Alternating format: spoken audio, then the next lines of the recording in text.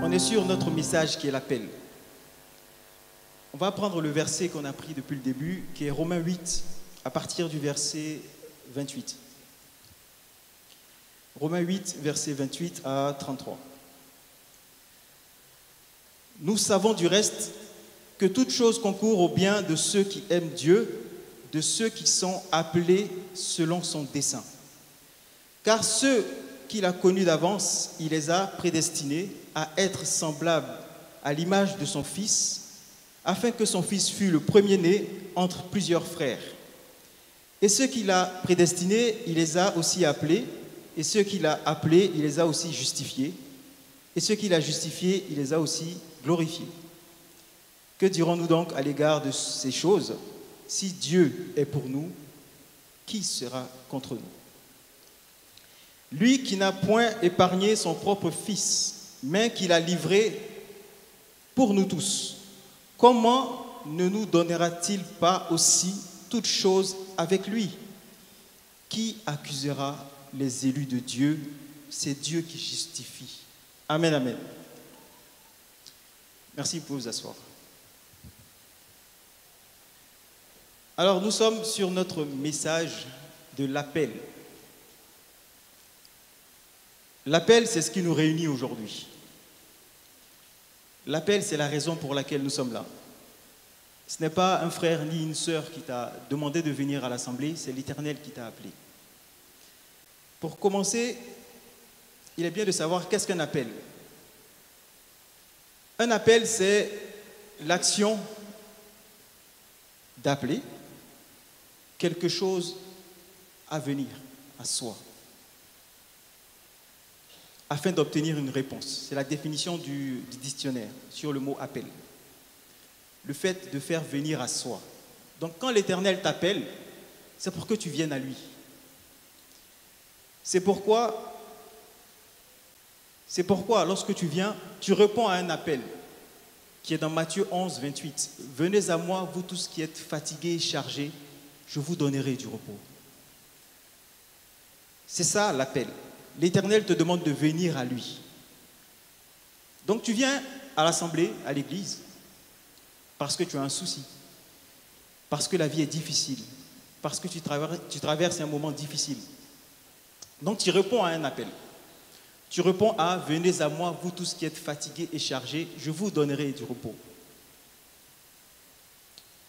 Mais l'appel, c'est un parcours. L'appel, c'est ta route. C'est la route que tu dois prendre pour rencontrer ton Seigneur.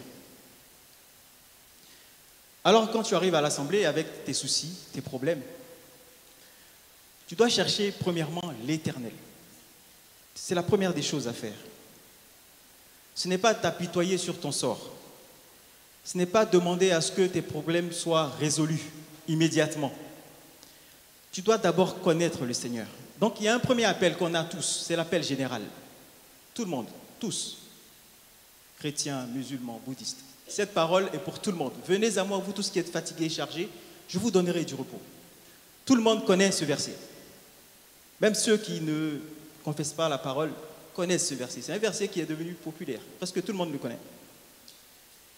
C'est le premier appel. Tu dois venir au Seigneur. Mais quand tu viens au Seigneur, ce n'est pas tout. Quand tu viens au Seigneur, ce n'est pas tout. Tu ne peux pas t'asseoir et espérer que ta vie soit meilleure, mais tu ne connais même pas qui t'a appelé. Tu ne sais même pas qui il est, comment lui parler, comment s'adresser à ton Seigneur. Que faire quand j'ai des difficultés? À qui m'adresser? Comment lui parler? Des fois, on prie mal et on n'a pas les réponses à ce qu'on demande. On peut voir dans 1 Corinthiens 1, verset 9, que le deuxième appel, c'est l'appel à la communion. L'Éternel est fidèle, il t'appelle à la communion. Lorsque tu arrives, lorsque tu t'assois dans l'assemblée, tu dois trouver le Seigneur. C'est la première des choses à faire. L'appel à la communion. Tu dois avoir une relation avec ton Dieu.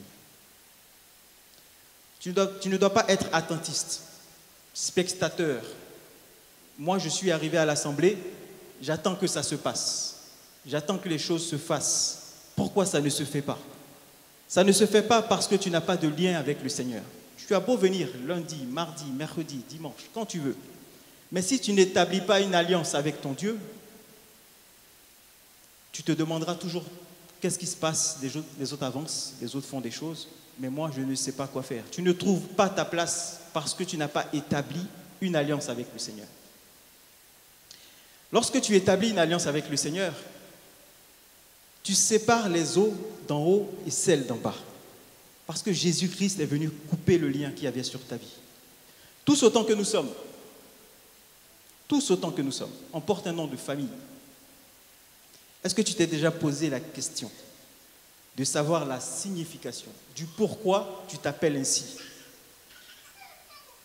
Les noms de famille, pour nous Africains, les noms de famille ont une consonance, ont une résonance sur quelque chose. Moi, je prends mon cas, je m'appelle Blé. Un Français va dire que c'est le blé qu'on mange, la céréale. Mais moi, dans ma langue, le mot blé, ça veut dire buffle. C'est un animal.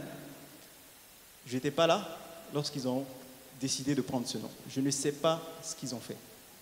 Je ne sais pas pourquoi ils ont choisi ce nom. Mais je nais avec ce nom. Je l'accepte, c'est le nom qu'on m'a donné.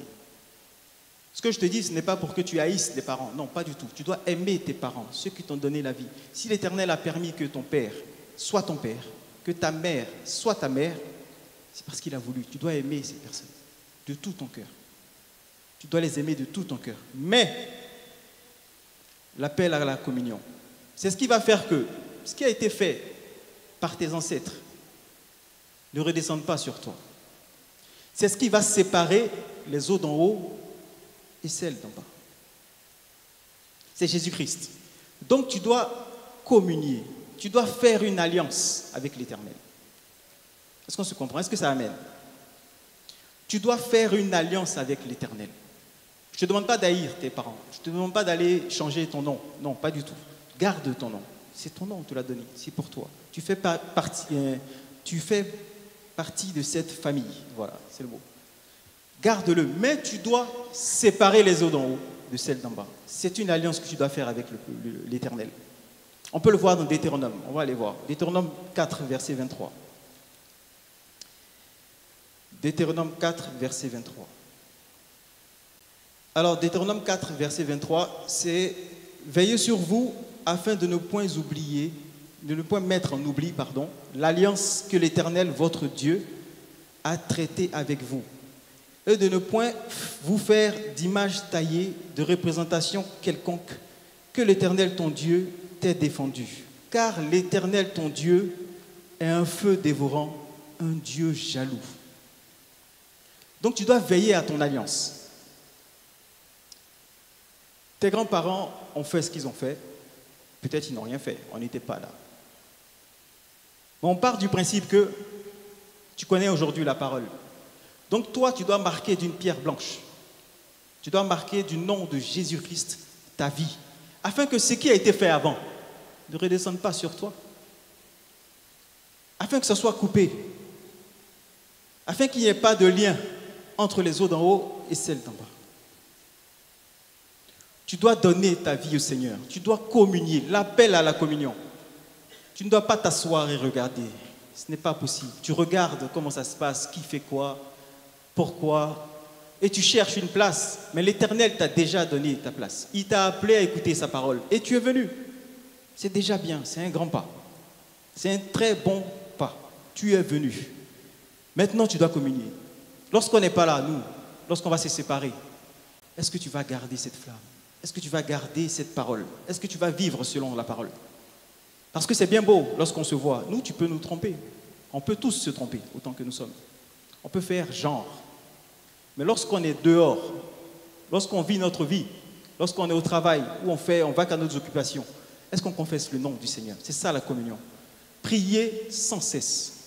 Prier et jeûner. Se consacrer au Seigneur. Tu ne le fais pas pour plaire aux gens. Tu n'as que faire de plaire. Plaire, ça, c'est passager. Mais tu penses que ta vie n'est rien sans la présence du Seigneur. C'est comme ça, les gens qui t'ont connu, les gens avec qui tu as grandi, te verront et te diront que tu as changé, que tu es une personne différente. Parce que tu as coupé quelque chose. L'ancien toi n'existe plus. Tu as donné totalement ta vie au Seigneur. La communion. Bien-aimés, on oublie ça dans nos assemblées. On oublie ça. Chacun d'entre nous doit avoir un lien particulier avec le Seigneur. Ce n'est pas au pasteur d'avoir ce lien-là pour toi. Ce n'est pas à un frère de prier forcément pour toi. Quel est ton lien avec le Seigneur? Quelle est ta façon de prier? Quelles sont tes attentes face au Seigneur?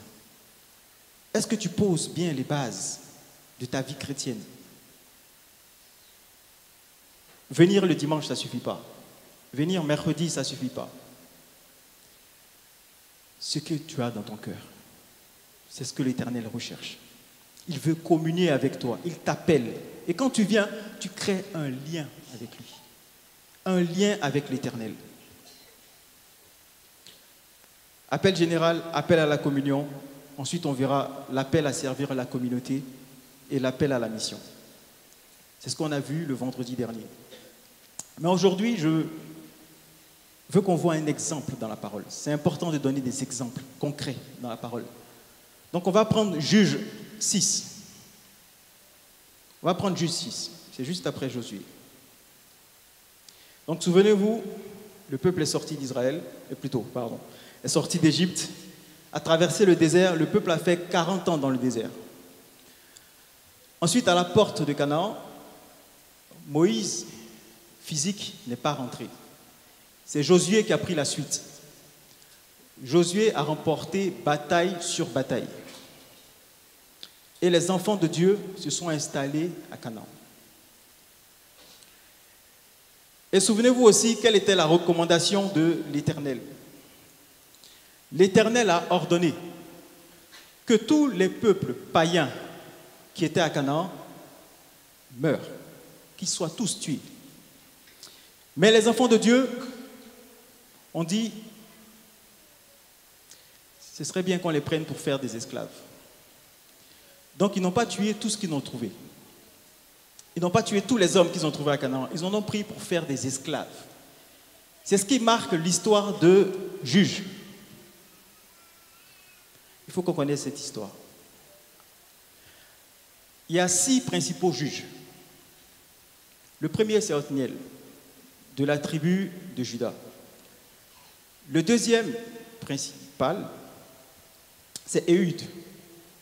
Je crois Éhud, il est de la tribu de... ça ne me revient pas. Benjamin.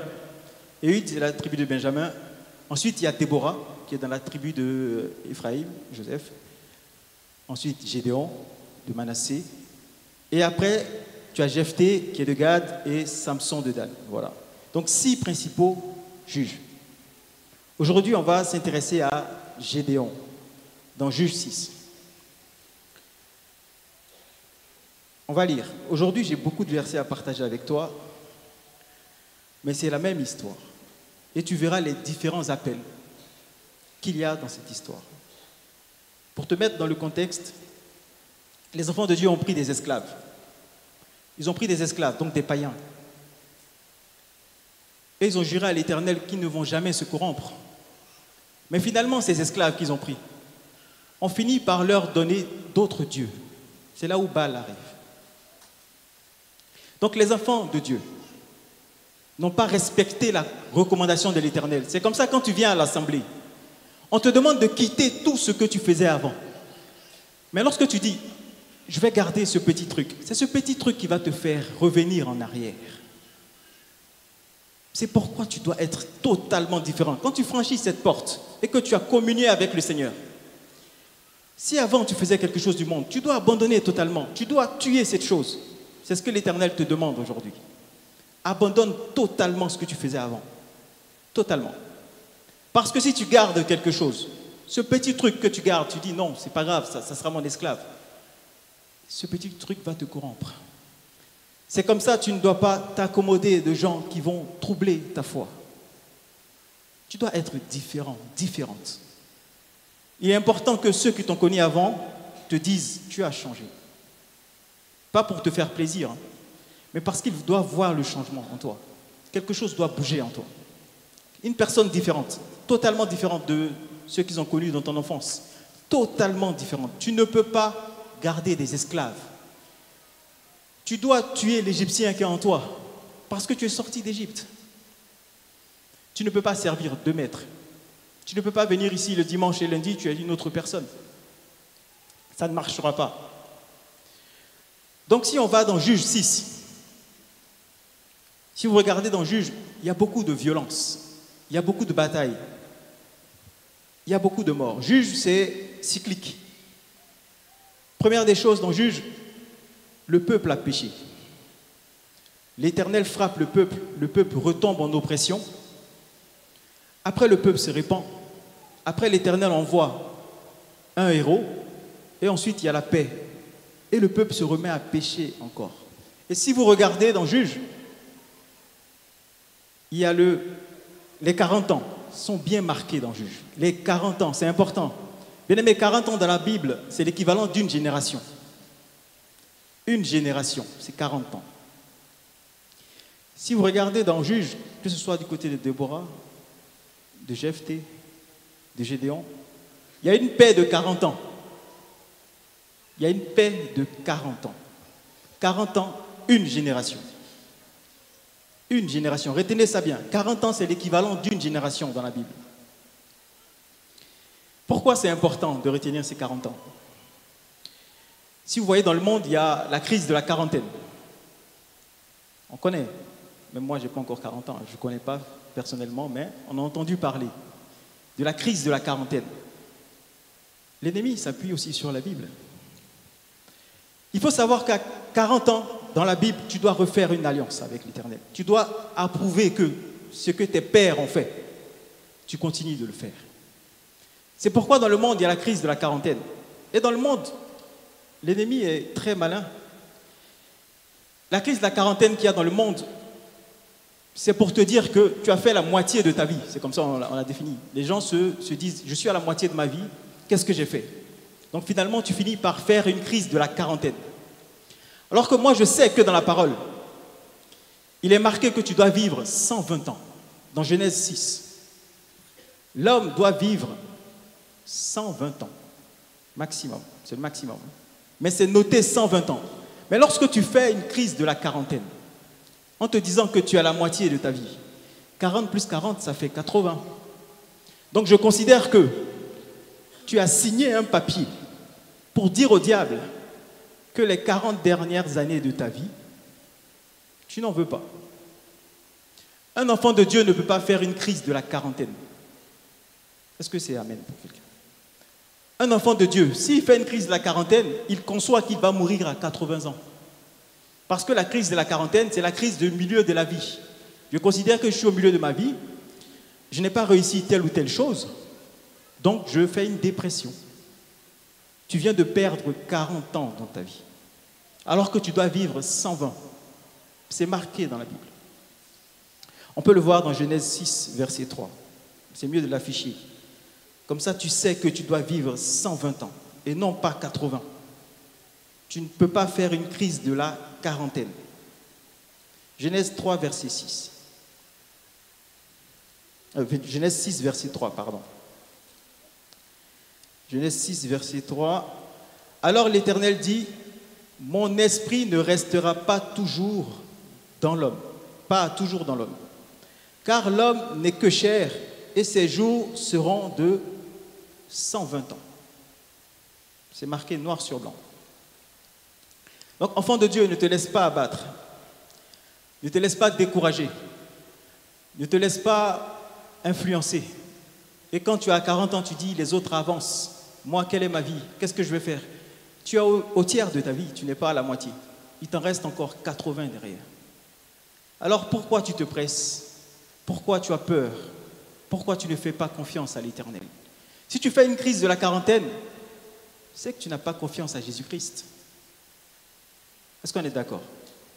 Si tu fais une crise de la quarantaine, si à 40 ans tu te dis tu n'es pas marié, tu n'as pas d'enfant, tu n'as pas d'avenir, tu n'as même pas encore commencé à travailler, c'est que tu ne fais pas confiance à Jésus-Christ. Tu dois vivre 120 ans, tu n'es même pas à la moitié de ta vie. Pourquoi tu t'inquiètes? On sait à quel âge Abraham a eu un enfant. On sait à quel âge Sarah a eu un enfant. Et même, il y a des païens aujourd'hui qui ont des enfants à 52 ans. Ça passe aux infos, 60 ans. Des femmes accouchent à 60 ans, qui ne connaissent même pas Jésus-Christ. Mais toi, enfant de la lumière, tu pleures parce que tu as 40 ans. Parce que tu n'as pas encore accompli ta vie à 40 ans. Ce n'est pas fini. Faire confiance à Jésus-Christ.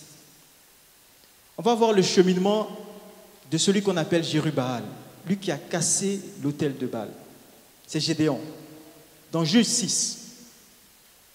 Ce verset, il commence par la chose la plus ignoble dans Juge. C'est les enfants d'Israël firent ce qui déplaît à l'Éternel. Et l'Éternel les livra entre les mains de Madian pendant 7 ans. Bien-aimé, la plupart des choses qui t'arrivent, toi enfant de Dieu, c'est l'Éternel qui a décidé. Le diable n'est qu'un véhicule. Le diable est un outil. Le diable travaille pour Jésus-Christ. Est-ce que les gens le savent, papa? Le diable qu'on voit, à qui on donne tellement de la puissance, qui effraie certains, c'est un serviteur. Mais il sert du mauvais côté, mais c'est un serviteur. L'Éternel l'utilise aussi. Madian, c'est la descendance de Kétoura, si vous vous souvenez, Abraham. Donc c'est l'Éternel qui livre. Le problème t'arrive. Regarde déjà ta vie spirituelle. La difficulté t'arrive. Regarde si tu as respecté l'alliance que tu as signée. Enfant de Dieu, des fois on se plaint, on se dit, mais depuis que je suis venu au Christ, j'ai trop de problèmes dans ma vie. À ce moment-là, tu dois regarder si vraiment tu as une communion avec Jésus-Christ. Parce que mon Dieu, il frappe fort lorsque tu ne respectes pas l'alliance. Ici, les enfants d'Israël n'ont pas respecté l'alliance. Donc l'Éternel les a livrés. Donc des fois, le problème que tu traverses, c'est Jésus lui-même qui choisit de te faire traverser ce problème. La difficulté que tu traverses, c'est pour te forger, c'est pour que tu reviennes, pour que tu répondes à l'appel, à la communion. Donc ne t'en fais pas, ne t'inquiète pas. Si ça va mal, appelle à la communion. Mets-toi à la prière. Rentre en toi-même et prie le Seigneur. Des fois, c'est nous qui nous éloignons. Des fois, on entend, Seigneur, le Seigneur ne me parle pas. Mais l'Éternel ne peut pas te parler si tu es loin, si tu t'éloignes, si tu ne fais pas ce qu'il faut, si tu ne respectes pas sa parole. Comment va-t-il te parler? Nous ne sommes pas dans un film. Il n'y aura pas un arc-en-ciel qui va venir ou un feu. Non, tu es loin de la parole. La parole, tu l'écoutes, tu la connais.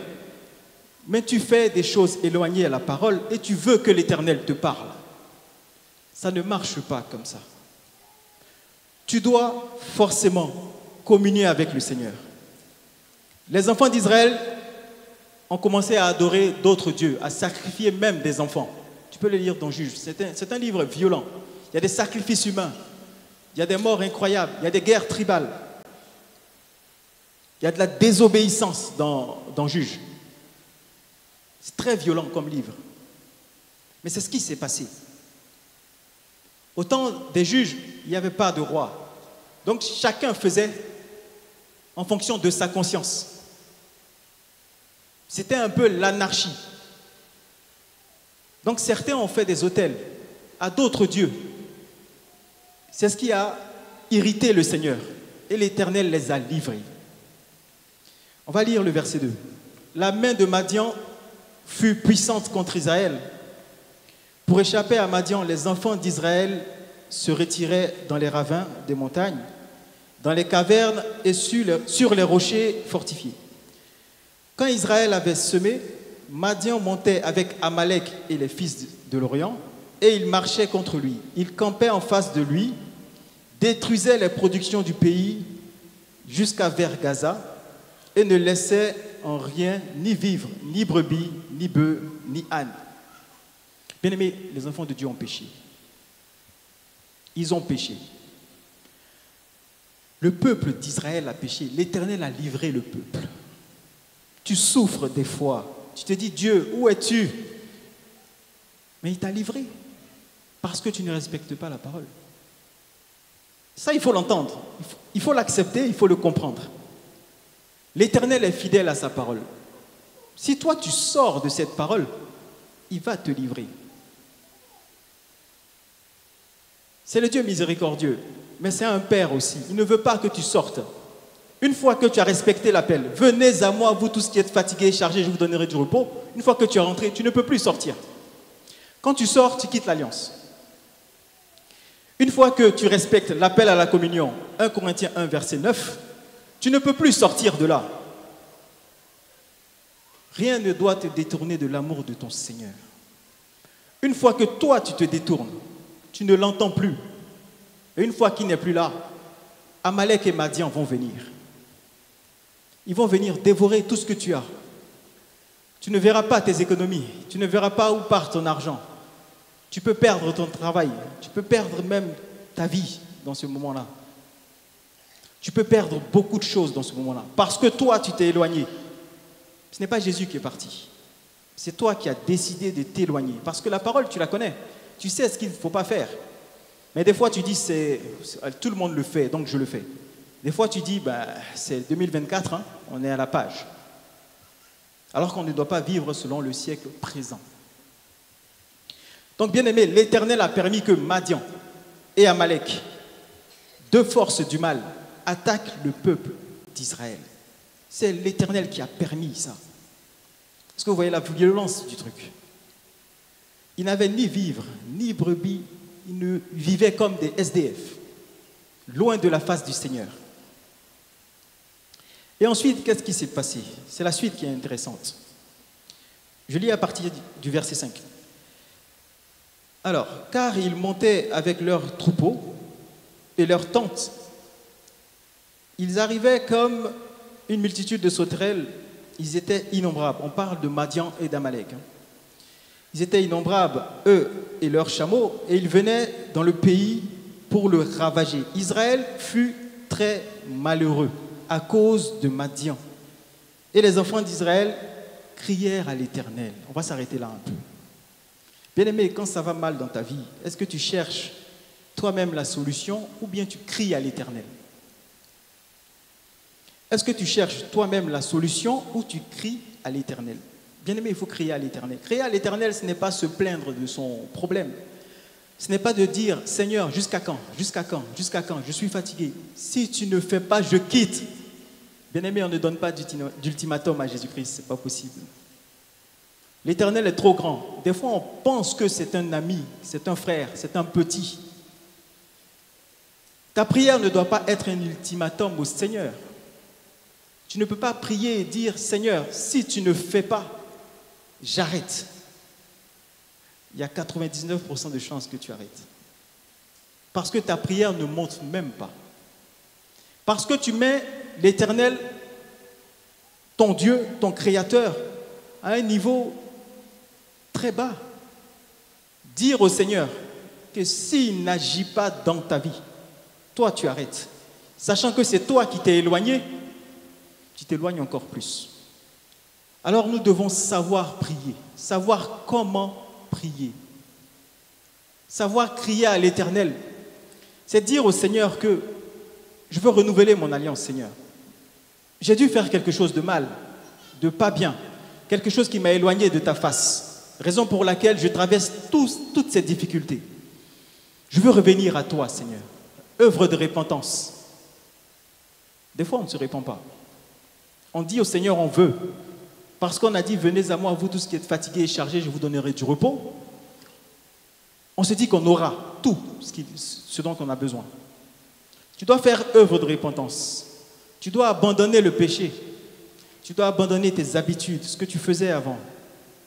Ce qui ne glorifie pas le nom de l'Éternel. C'est ça que tu dois abandonner. Et tu dois demander pardon. Tu dois demander pardon parce que tu t'es méconduit, parce que tu as fait quelque chose qui n'est pas bien. Donc tu dois demander pardon au Seigneur. C'est ça, le peuple d'Israël criait au Seigneur. Mais lorsque tu cries au Seigneur, on peut le voir dans Nahum 1, verset 7. L'Éternel est bon Il est un refuge au jour de la détresse.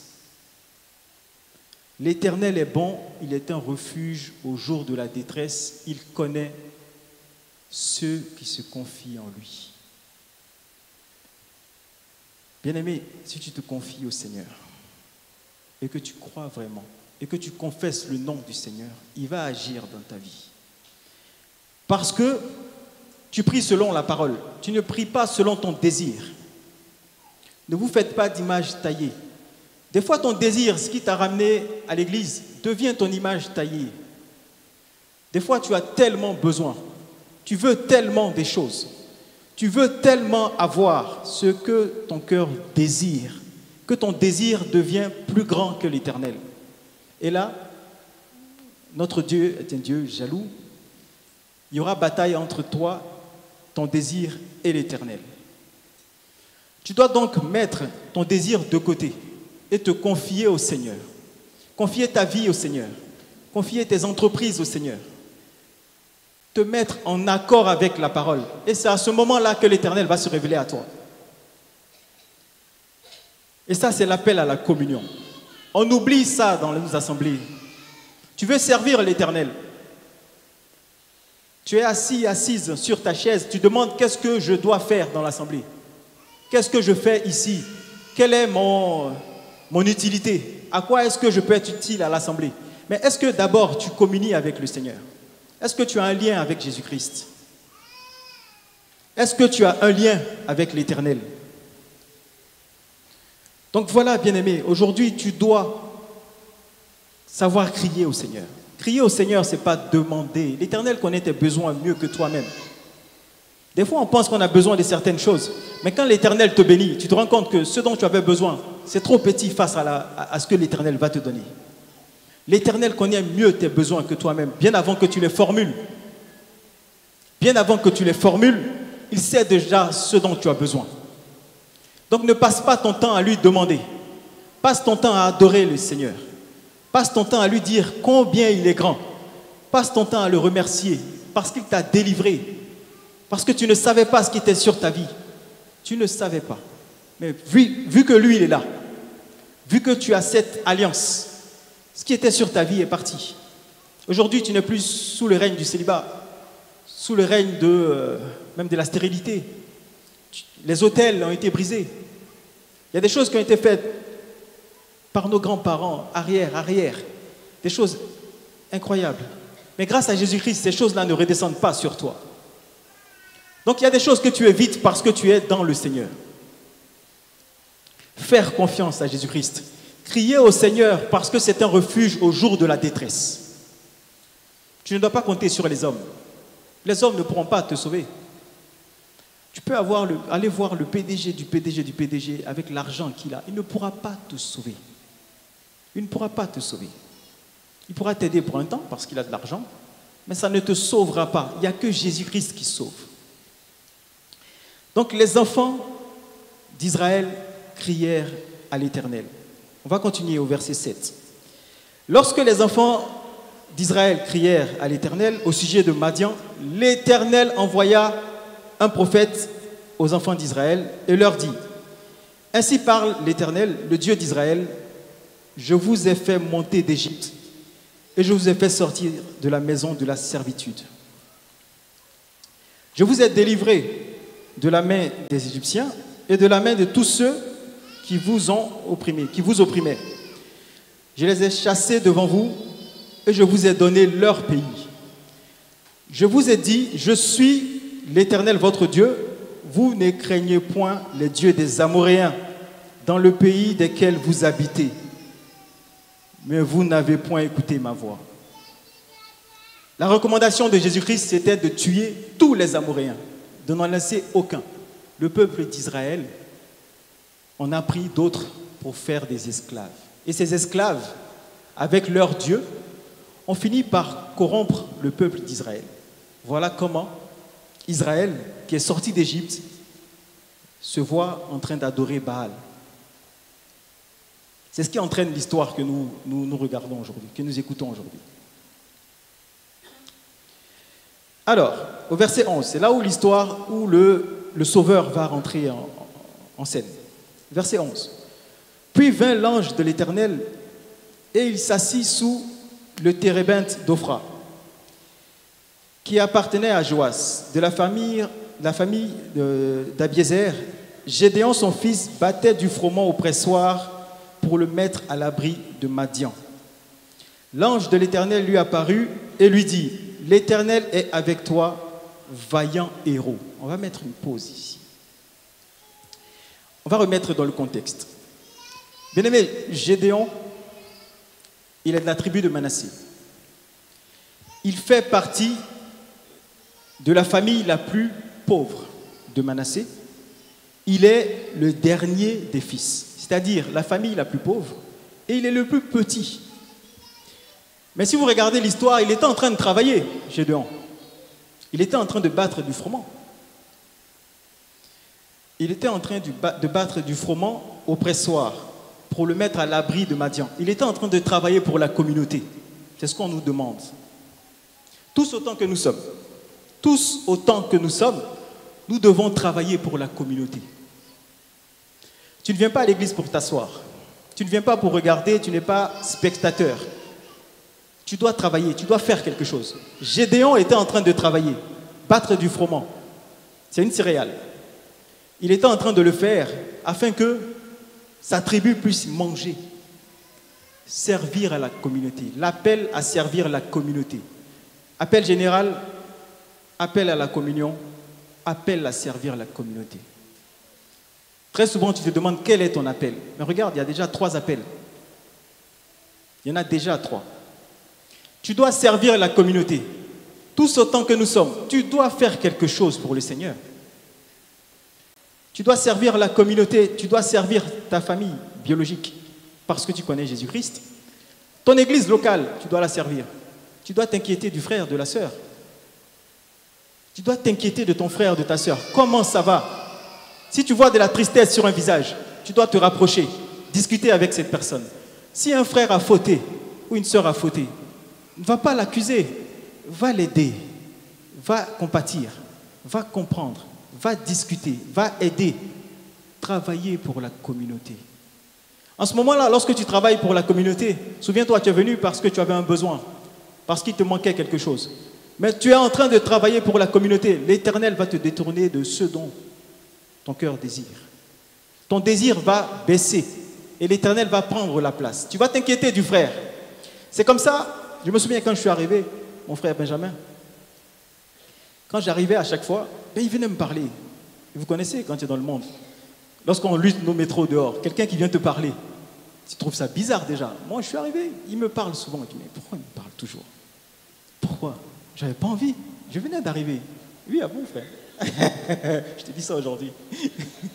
Oui, tu trouves ça bizarre parce que dehors, lorsque tu vas au travail le matin, si quelqu'un t'arrête, il te demande ça va, tu vas lui demander, il est fou lui, qu'est-ce qu'il me dit? J'ai pas le temps. Donc quand tu arrives à l'assemblée, tu ne comprends pas cet amour que les gens te donnent.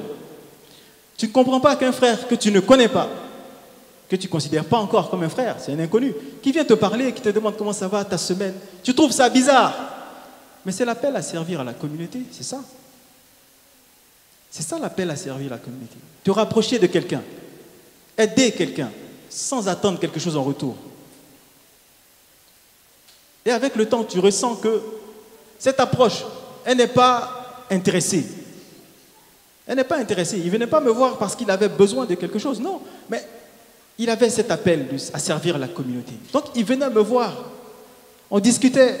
Et quand je rentrais chez moi, je dis, mais en tant que païen, je vais dire le mot, quand quelqu'un vient te voir, tu te dis, il y a quelque chose derrière, c'est bizarre. Peut-être qu'il va me demander quelque chose, c'est bizarre. 1 fois, 2 fois, 3 fois, je vois que tout le temps, il vient me voir, on discute, il n'y a rien derrière. Je dis, mais donc c'est donc ça, en fait, sans rien attendre en retour. Quand tu es dans le monde, tu fais un geste parce qu'il y a quelque chose derrière. On va tous au travail avec le sourire parce qu'il y a le salaire derrière. Parce qu'à la fin du mois, on est payé. Des fois, tu as fini ton travail. Quand tu n'es pas cadre, tu as fini ton travail, mais tu dois faire 35 heures. Tu traînes les pas jusqu'à ce que l'heure arrive et tu pars. Tu le fais par obligation, parce que tu as un contrat où c'est écrit 35 heures, donc tu dois faire 35. Et lorsque tu dépasses, même tu demandes qu'on te paye les heures sup. Donc tu le fais par obligation. Tu le fais parce que. Tu ne le fais pas gratuitement. Mais l'appel à servir à la communauté, c'est par amour du Christ. La sœur se rapproche de toi, le frère se rapproche de toi pour demander comment tu vas réellement. On compatit à ton deuil, on compatit à ta tristesse. On ne te voit pas, on t'appelle pour prendre des informations, pour savoir comment tu vas réellement, pour t'aider, parce qu'on doit s'aider tous autant que nous sommes. On doit s'aider tous autant que nous sommes. C'est ce que Gédéon faisait. Je te rappelle qu'il vivait en autarcie. Ils étaient sous l'oppression de Madian. Mais lui, son travail, c'était de battre le froment pour que le peuple puisse manger. Et c'est à ce moment que l'Éternel s'est révélé à lui. Parce que le peuple d'Israël a crié au Seigneur. L'Éternel s'est révélé à Gédéon. Donc, bien-aimé, tu cherches ton appel. Tu te demandes, qu'est-ce que tu vas faire? Quelle est ton utilité ici? Je viens tout le temps, je ne sens pas. Je ne vois pas la présence du Seigneur. L'église est bizarre. Il n'y a pas l'esprit du Seigneur. Non. Il faut travailler. Il faut communier avec le Seigneur. C'est lorsque tu auras fait toutes ces choses que l'Éternel va se révéler à toi. Parce que tu travailles. L'Éternel ne prendra pas quelqu'un qui ne travaille pas. Il ne prendra pas quelqu'un qui ne travaille pas. Alors tu dois te battre. Tu dois faire quelque chose pour l'Éternel. Aujourd'hui, nous sommes tous assis sur des belles chaises. Ce sont les jeunes qui ont cotisé. Ça, c'est un appel à servir la communauté. Parce que derrière, ils se sont dépouillés de leur argent. Ils ont mis leur argent afin que nous soyons bien assis aujourd'hui. Appel à servir la communauté. C'est aussi simple que ça. Tu dois faire quelque chose pour l'Éternel. Faire quelque chose pour Jésus-Christ. Après ça, l'Éternel se révèle à toi. Et regardez, comme le pasteur le dit souvent, l'Éternel nous ne connaît pas par nos noms. Yannick, Freddy, Papa Eric. Comment il a appelé Gédéon? Il a appelé vaillant héros. On peut le lire, on peut l'afficher, mon frère. C'est au verset 12. L'ange de l'Éternel lui apparut et lui dit, l'Éternel est avec toi, vaillant héros. Il n'a pas dit l'Éternel est avec toi, Gédéon. Donc l'Éternel l'a appelé par sa fonction. C'est sa fonction. Mais je te rappelle que Gédéon, il fait partie de la famille la plus pauvre. Et il est le plus petit. C'est pour te dire que Gédéon, c'est un grain de sable. Gédéon, c'est une personne quelconque. C'est une personne insignifiante. L'Éternel prend des personnes sans valeur ni éclat. Et c'est en ce moment-là qu'il dépose quelque chose dans ces personnes, afin que lui soit glorifié. L'Éternel prend des personnes en bas pour les mettre en haut. Il a appelé Gédéon, le plus petit de la famille la plus pauvre d'Israël, vaillant héros. L'Éternel veut faire des grandes choses pour toi. C'est toi qui ne fais pas confiance. Il va t'appeler par ta fonction. Parce qu'il sait ce qui va se passer dans ta vie. Mais est-ce que tu vas répondre à l'appel? Est-ce que tu vas réellement répondre à l'appel? Il a appelé Gédéon vaillant héros. Au verset 13. Gédéon lui dit, ah, mon Seigneur, si l'Éternel est avec nous, pourquoi toutes ces choses sont-elles arrivées? Et où sont tous ces prodiges que nos pères nous racontent quand ils disent, l'Éternel ne nous a-t-il pas fait monter hors d'Égypte? Maintenant l'Éternel nous abandonne et il nous livre entre les mains de Madian. C'est le même Dieu, on parle du même Dieu. L'Éternel se tourna vers lui et dit, va avec cette force que tu as et délivre Israël de la main de Madian, n'est-ce pas moi qui t'envoie? Bien-aimé, il faut faire confiance à l'Éternel. C'est là qu'intervient le verset qui est dans Ecclésiaste. Tout ce que ta main trouve à faire avec ta force, fais-le. Ecclésiaste 9, verset 10. Ecclésiaste 9, verset 10. l'appel du Seigneur. L'Éternel sait ce qu'il a mis en toi. Toi, tu te vois insignifiant. Tu te vois bon à rien. Tu te vois incapable de le faire. Mais l'Éternel, lui, il sait que s'il est avec toi, tu vas faire des choses extraordinaires. Des fois, c'est nous qui n'avons pas confiance en nous, hein. L'Éternel sait que si lui, il t'envoie, ça va s'accomplir. Ce qu'il a résolu de faire pour toi va s'accomplir. Donc, tu dois faire confiance.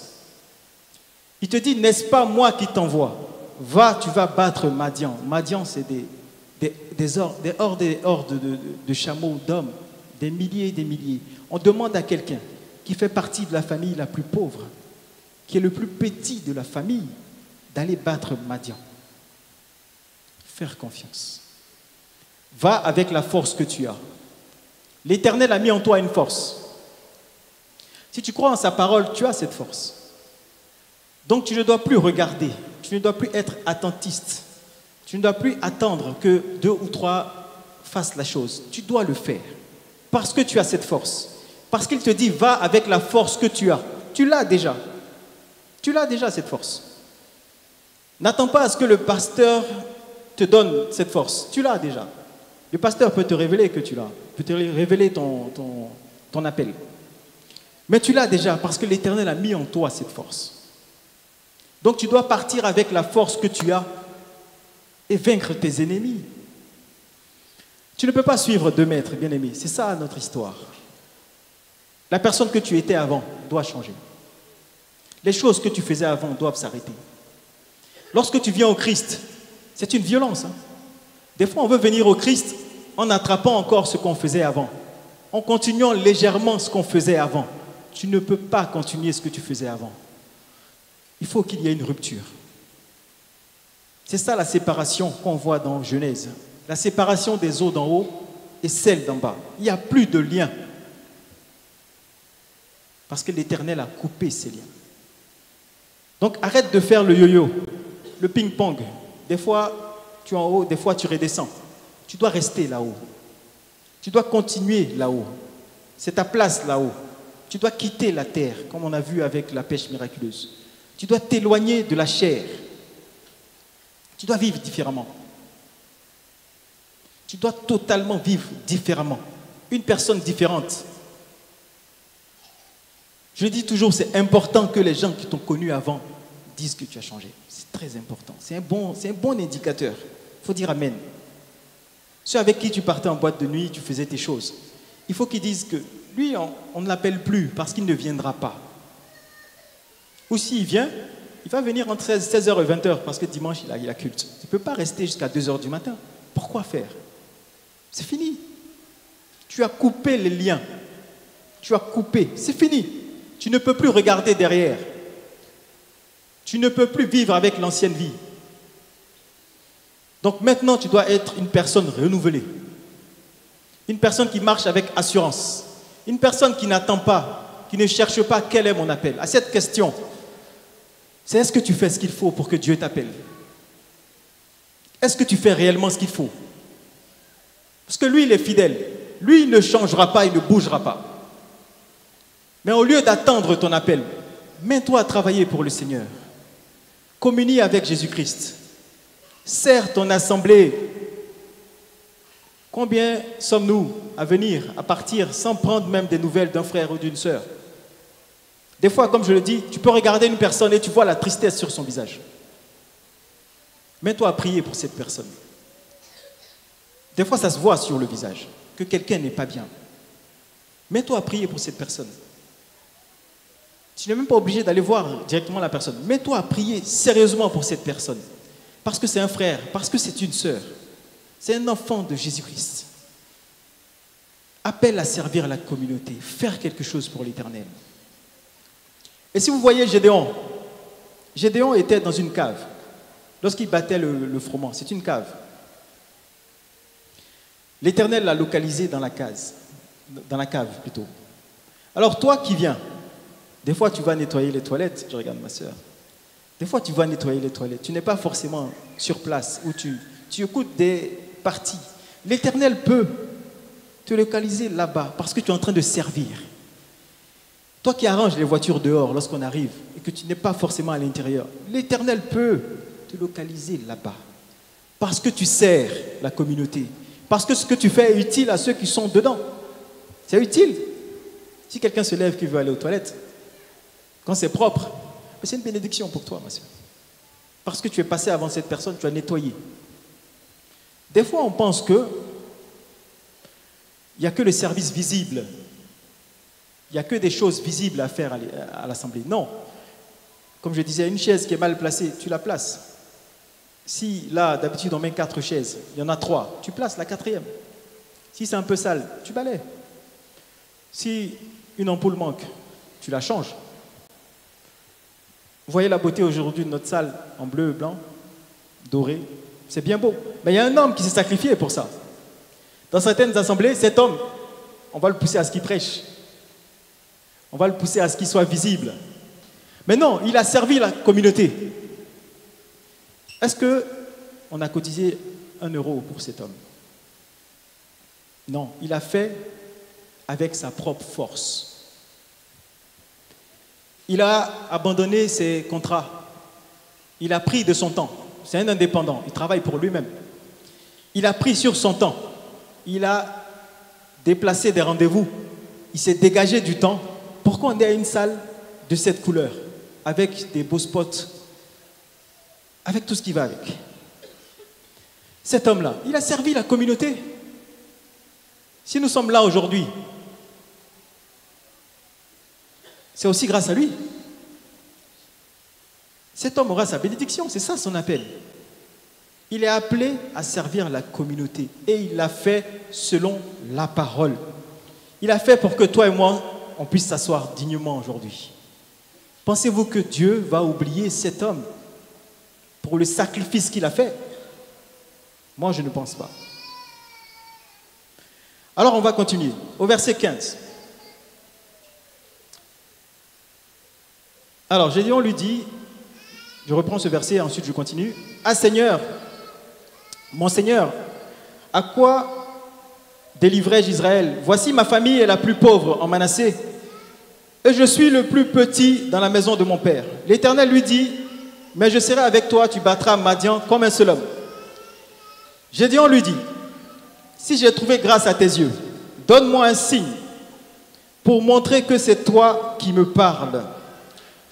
Ne t'éloigne point d'ici jusqu'à ce que je revienne auprès de toi, que j'apporte mon offrande et que je la dépose devant toi. » Et l'Éternel dit, « Je resterai jusqu'à ce que tu reviennes. » Gédéon entra, prépara un chevreau et fit avec un épha de farine des pains sans levain. Il mit la chair dans un panier et le jus dans un pot. Les lui apporta sous le tébérinthe et les présenta. Alors bien aimé, je vais rappeler encore. Gédéon, famille la plus pauvre. Gédéon, le plus petit de la famille.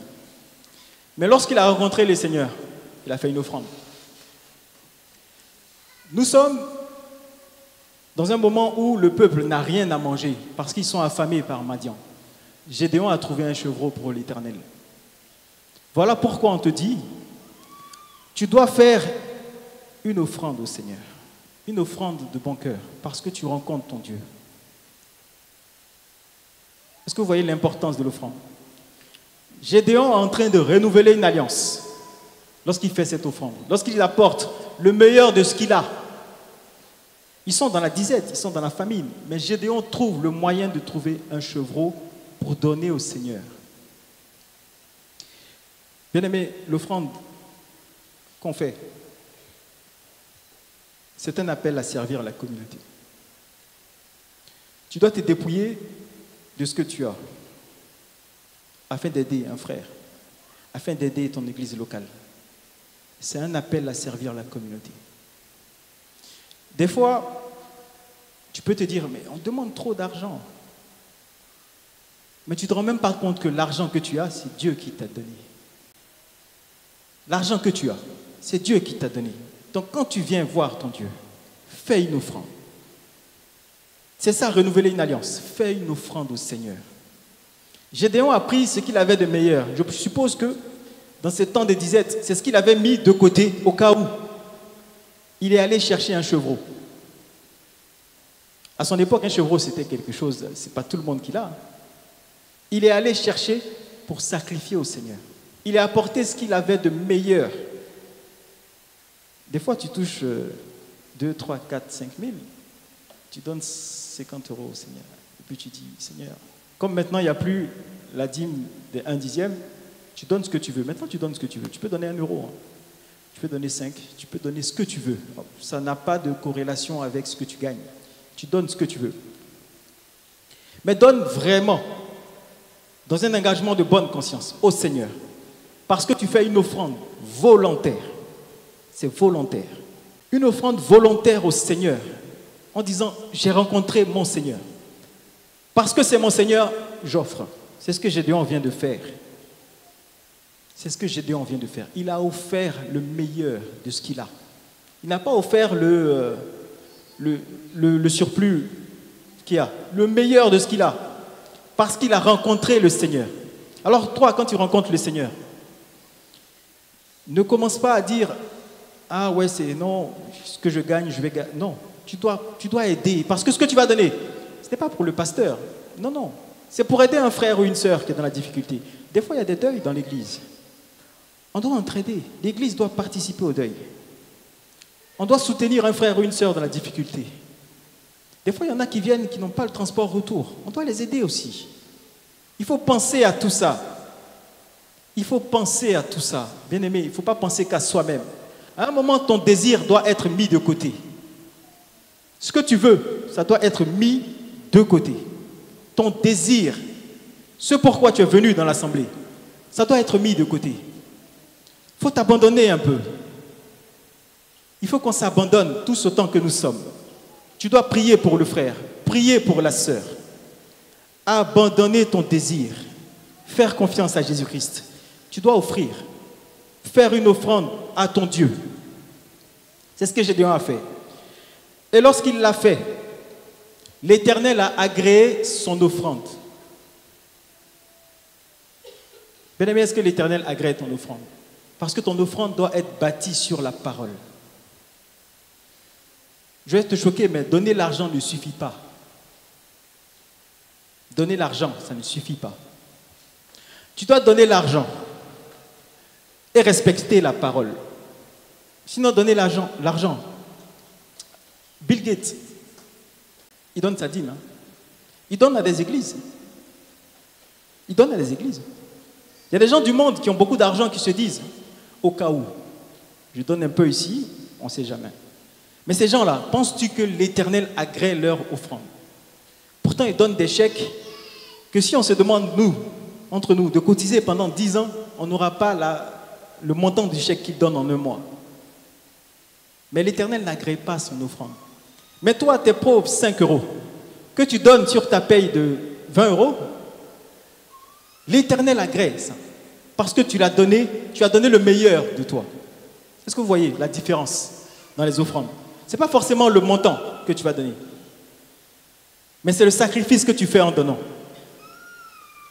Le sacrifice que tu fais en donnant, c'est très important. Celui qui gagne 10 000 euros, qui donne 100 euros, et celui qui gagne 1 000 euros, qui donne 100 euros, je suis désolé. Celui qui a 1 000 euros, qui donne 100 euros, il s'est plus dépouillé que celui qui gagne 10 000, qui donne 100 euros. Donc ce n'est pas forcément la hauteur, combien tu vas donner. C'est comment tu donnes. C'est le comment tu donnes. Avec quel cœur tu donnes. Avec quelle volonté tu donnes. Tu le donnes parce que c'est ton Seigneur. C'est ton Créateur. Donc tu marques d'une pierre blanche ton offrande. Tu le fais avec conviction, dans un engagement de bonne conscience. C'est ce que l'Éternel agrée. C'est ce que l'Éternel agrée. Tu le donnes. Et n'oublie pas de faire une alliance avec l'Éternel quand tu donnes. Bien aimé, si vous voyez les marabouts qui parlent avant de faire des choses, ça vient de la parole. Quand tu donnes au Seigneur, c'est ce que Gédéon a fait. Il a parlé. Tu dois parler sur ton offrande.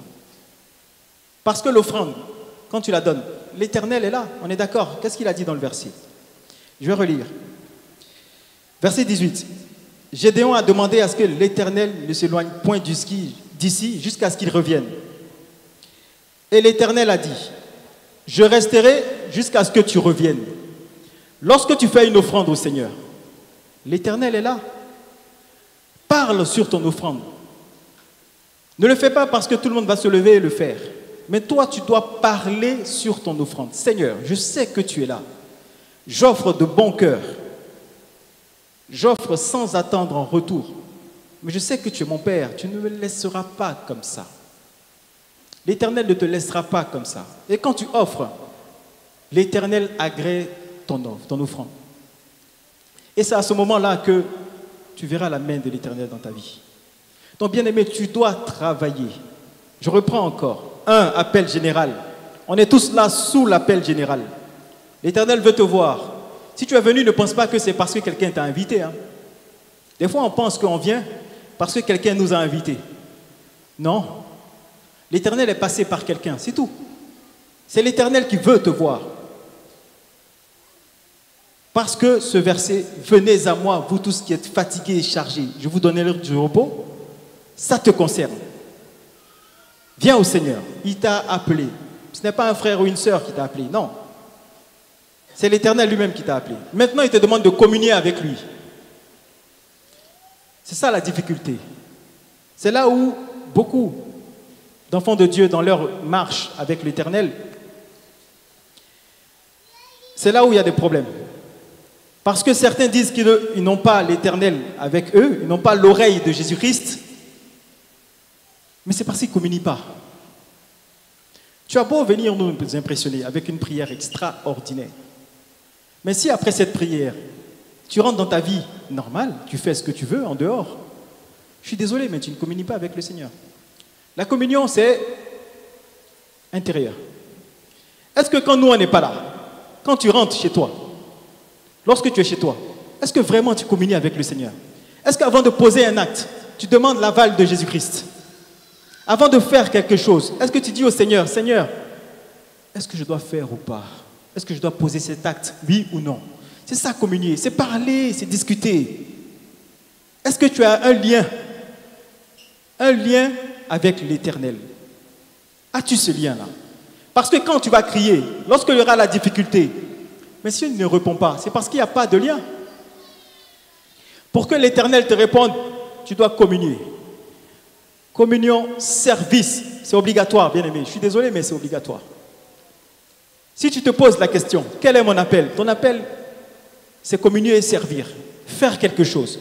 Débrouille-toi, fais quelque chose. Si tu veux enlever l'étoile d'araignée, fais quelque chose. Tu dois faire quelque chose, c'est obligatoire. Toutes les personnes qui ont été appelées dans la parole étaient en train de travailler. Ça doit t'interpeller. L'Éternel n'a appelé personne qui ne faisait rien. C'est marqué dans la parole. Le jour où tu me montreras un verset où l'Éternel a appelé quelqu'un qui ne faisait rien, on peut changer cette parole. Dans la parole, tu vas aller de Genèse à Apocalypse. Toutes les personnes qui ont été appelées par le Seigneur travaillaient. Toutes les personnes travaillaient. Donc tu dois travailler pour le Seigneur. Tu dois aider ton frère, aider ta soeur. Et ensuite l'Éternel viendra te secourir. Il va t'appeler vaillant héros.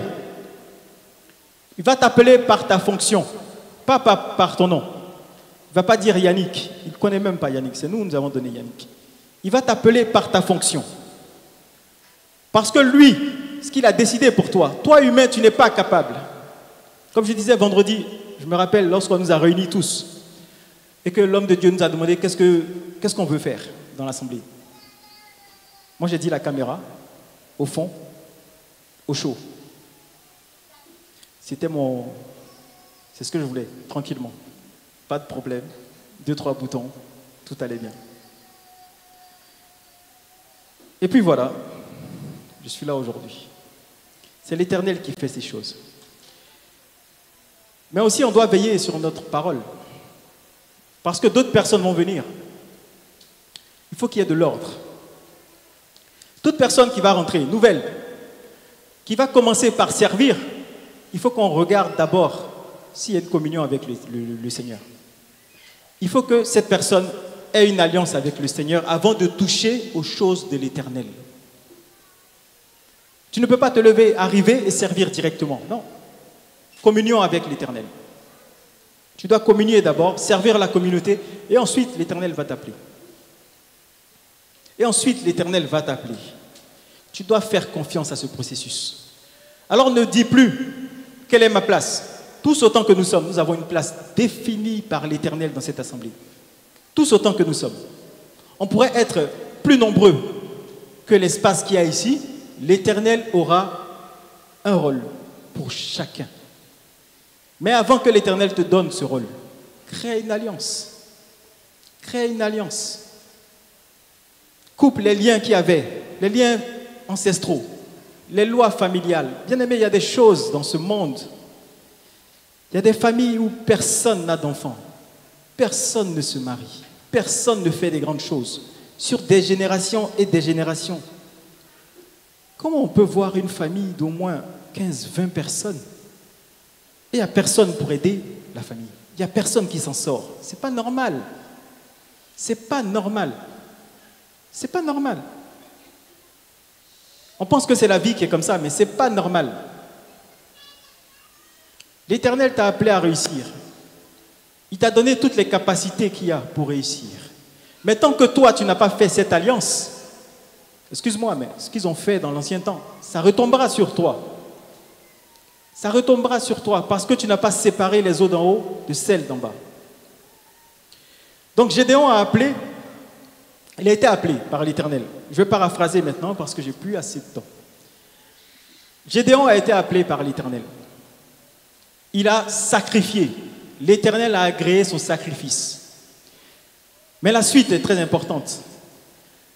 L'Éternel a demandé à Gédéon d'aller détruire l'autel de son père. On va le lire.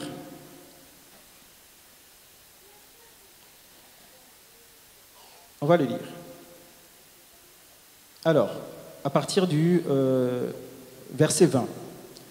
L'ange de l'Éternel lui dit, « Prends la chair et les pains sans levain, pose-les sur ce rocher et répands le jus. » Et il fit ainsi. L'ange de l'Éternel avança à l'extrémité du bâton qu'il avait à la main et toucha la chair et les pains sans levain. Alors il s'éleva du rocher un feu qui consuma la chair et les pains sans levain, et l'ange de l'Éternel disparut à ses yeux.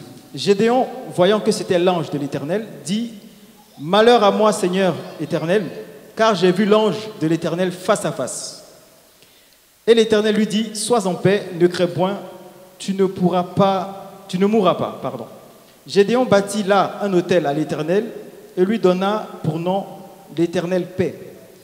Il existe encore aujourd'hui à Ophra, qui appartient à la famille d'Abiézer. Dans la même nuit, l'Éternel dit à Gédéon, « Prends le jeune taureau de ton père et un second taureau de 7 ans, renverse l'autel de Baal qui est à ton père et abat les pieux sacrés qui est dessus. Tu bâtiras ensuite et tu disposeras sur le haut de ce rocher un autel à l'Éternel ton Dieu. Tu prendras le second taureau et tu offriras un holocauste avec le bois de l'idole que tu auras abattu. » Amen, amen. Bien-aimé, Gédéon a offert au Seigneur. L'Éternel a agréé son offrande. L'Éternel lui a demandé d'aller casser l'autel de son père. C'est significatif. Quand tu viens au Seigneur, tu dois couper les liens. Je suis désolé, tu dois couper les liens. On aime tous nos parents, hein. Moi le premier.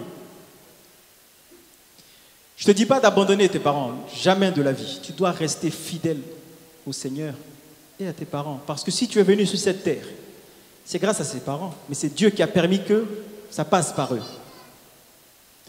Tu ne dois jamais déshonorer ton père. Jamais. Ta mère. Jamais. Tu dois respecter tes parents. Mais il faut savoir que spirituellement, toi, aujourd'hui, tu dois faire une alliance qui te sépare de ceux dont tu n'as pas connaissance et même de ceux dont tu as connaissance. Parce que chez nous, dans nos coutumes, chaque jour, il y a un nom spécifique. Il y a une ethnie chez nous. Lundi, tu peux t'appeler Akissi. Demain, tu peux t'appeler Kwadio. Voilà. Chaque jour, il y a quelque chose. Il y a un nom. Donc, en fonction de ce nom, ils t'ont prédestiné à quelque chose. Tu ne le sais pas. Tu ne le sais pas. Ton nom de famille, déjà, c'est déjà quelque chose. C'est quelque chose de lourd que tu portes. Ne va pas le changer. Aime-le, garde-le, chéris-le. Mais il faut savoir que tu dois te séparer de tout ce qui est mystique à ce nom. Tu dois te séparer de ça. Tu ne peux pas marcher avec l'Éternel et pas faire d'alliance. Et pas renverser l'autel de ton père. Tu dois le renverser. Tu dois renverser cet autel. C'est une obligation. Et tu dois bâtir un nouvel autel au nom de Jésus-Christ. C'est comme ça que le nom que tu portes n'aura aucun effet sur toi. Tu peux être dans une famille, 30 personnes ne sont pas mariées. Toi, tu vas te marier. Toi, tu vas te marier parce que la loi de la famille va s'arrêter. Parce que toi, tu as sacrifié au nom de Jésus-Christ. Est-ce que quelqu'un comprend ça? Tu dois forcément sacrifier au nom de Jésus-Christ. Obligatoirement. Pour renverser ce qui a été fait à ton insu. Ce qui a été fait lorsque tu n'étais même pas encore un projet. Ça doit s'arrêter. Séparer les eaux d'en haut de celles d'en bas.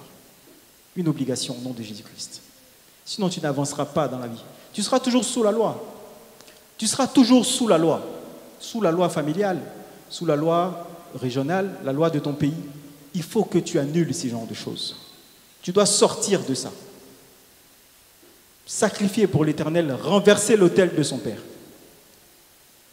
Et quand Gédéon l'a fait, le peuple d'Israël est venu se plaindre pour savoir qui a renversé l'autel de Baal.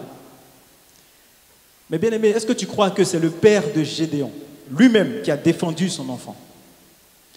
L'Éternel peut permettre que tes ennemis qui te poursuivent, parce que tu as choisi d'être avec l'Éternel, eux-mêmes, ils viendront te faire du bien. Si tu lis cette histoire, Gédéon a pris le taureau du père, les affaires du père, et il a renversé son autel. Nous sommes dans un temps de disette, dans un temps où il n'y a pas d'argent, dans un temps où le peuple vit mal. Mais le père vient prendre la défense du fils. Tu dois comprendre que Jésus, lorsqu'il t'envoie, ce que tu crois difficile, ce que tu crois impossible, lui, par sa main, c'est possible. Par sa main, c'est possible. Continuez de faire confiance à Jésus-Christ. Par la main de l'Éternel, c'est possible. Ça, c'est l'appel à la mission. Et la mission de Gédéon, quelle était la mission? C'est de sauver le peuple d'Israël. Bien-aimé, tel que tu as une mission spécifique sur toi. Mais est-ce que tu fais ce qu'il faut pour entendre? Souvenez-vous, l'appel, c'est afin d'entendre l'Éternel. Afin d'entendre l'Éternel. Tu dois entendre l'Éternel. Tu ne dois pas venir t'asseoir. Tu ne dois pas rester là à attendre que ça se passe. Faire confiance à Jésus-Christ. L'Éternel prendra des gens insignifiants, des gens qu'on ne soupçonne pas, des gens ordinaires, pour faire des gens extraordinaires. C'est comme ça dans la parole.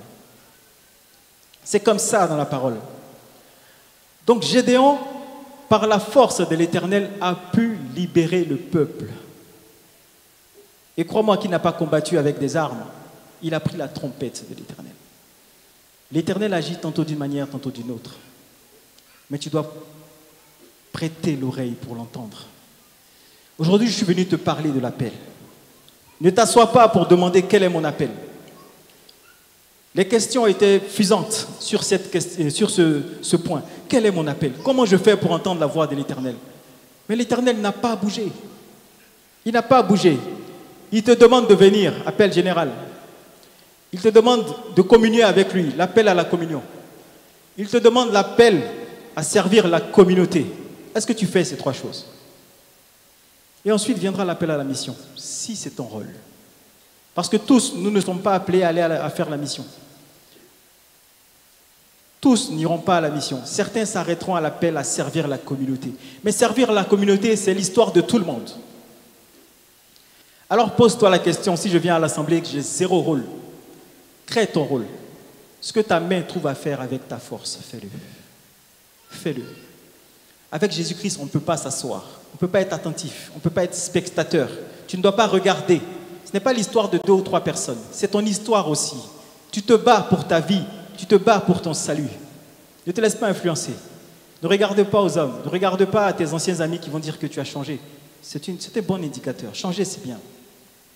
Changer, c'est bien. Tu dois changer. Tu dois voir différemment les choses. Alors aujourd'hui, sois rassuré. L'Éternel a un plan pour toi, personnellement. Chacun, tous autant que nous sommes. Ce n'est pas un hasard si on est là. Ce n'est pas par habitude. Il faut que, si un jour tu quittes ce monde, il faut qu'on retienne de toi que tu as servi la communauté. Nous, on ne prie pas pour les morts. On peut avoir de la peine. On peut être très touché. Mais le fait que tu aies servi la communauté, ça va peser. Parce que nous, on ne peut pas changer ta trajectoire, quelle que soit la prière qu'on va faire. Mais il faut savoir que dans l'appel à servir la communauté, il y a ta bénédiction, il y a ton salut. Parce que tu t'es dépouillé pour quelqu'un d'autre. Parce que tu as abandonné ton désir. Souvenez-vous, la pêche miraculeuse. Pierre, il a laissé son poisson. Est-ce que tu vas laisser ton poisson? Est-ce que tu vas mettre ton désir de côté? Est-ce que ce pourquoi tu es venu aujourd'hui, tu vas le mettre de côté et tu vas suivre Jésus-Christ? Voilà la question aujourd'hui. C'est ça ton appel, servir l'Éternel. Est-ce qu'on peut acclamer pour le Seigneur?